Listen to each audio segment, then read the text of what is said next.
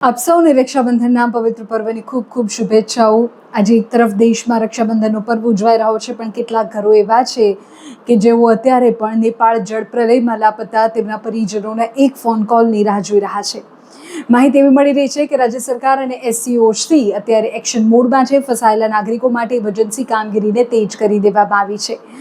નેપાળમાં આવેલા વિનાશક પૂરમાં ફસાયેલા અને ગુમ થયેલા ગુજરાતીઓને લઈને ગુજરાત સરકાર અને state emergency operation centre SEOC સતર્ક બન્યું છે। નેપાળના જુદા જુદા વિસ્તારોમાં પ્રવાસ અને યાત્રા અર્થે ગયેલા ગુજરાતના નાગરિકો કે જે સંપર્ક વિહોણા થયા છે તેમના પરિવારોમાં ચિંતાનો માહોલ છે।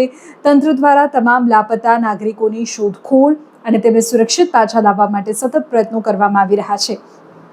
માહિતી પૂરી તમને આપું તો નેપાળ અને તિબેટ સરહદે ભૂસ્ખલન અને પૂરની જે સ્થિતિ સર્જાય તેણે તબાહી મચાવી દીધી છે। આ જળપ્રલયની ઝપેટમાં ગુજરાતના સુરત, અમદાવાદ, આણંદ, રાજકોટ, વલસાડ સહિતના જિલ્લાના નાગરિકો આવી ગયા છે। SCOCના અહેવાલો મુજબ સંપર્ક વિહોણા થયેલા નાગરિકોના પરિવારો સાથે સતત માહિતીની આપ-લે કરવામાં આવી રહી છે। સરકાર અત્યારે શું કરી રહી છે તેની જાણકારી તમને આપું તો ગુજરાત, SCOC અને કેન્દ્ર સરકારનું વિદેશ મંત્રાલય એકબીજાના સંપર્કમાં છે। નેપાળમાં ભારતીય એમ્બસી એટલે કે દૂતાવાસ દ્વારા રેસ્ક્યુ ઓપરેશનને ઝડપી બનાવવામાં આવ્યું છે। ગુમ થયેલા નાગરિકોનું લોકેશન મેળવવા માટે કંટ્રોલ રૂમ તૈયાર કરવામાં આવ્યો છે।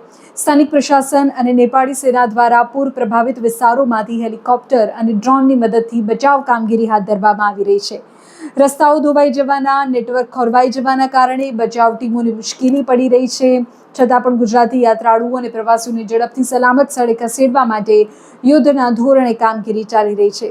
રાજ્ય સરકાર પરિસ્થિતિ પર પડેપણની નજર રાખી રહી છે। પરિવારોને ધીરજ રાખવા માટે ખાસ અપીલ કરવામાં આવી રહી છે। આ કેસ સંબંધી જે પણ અપડેટ સામે આવે છે તેમાં આપણે સતત આપતા રહીશું। પણ અત્યારે માહિતી એવી મળી રહી છે કે રાજ્ય સરકાર સતત કેન્દ્ર સરકારના સંપર્કમાં છે। કેન્દ્ર સરકાર નેપાળની સરકારના સંપર્કમાં છે અને જે લોકો ત્યાં ફસાયેલા છે તેઓને તાત્કાલિક વતન પરત લાવવા માટેની તજવીજ શરૂ કરી દેવાઈ છે।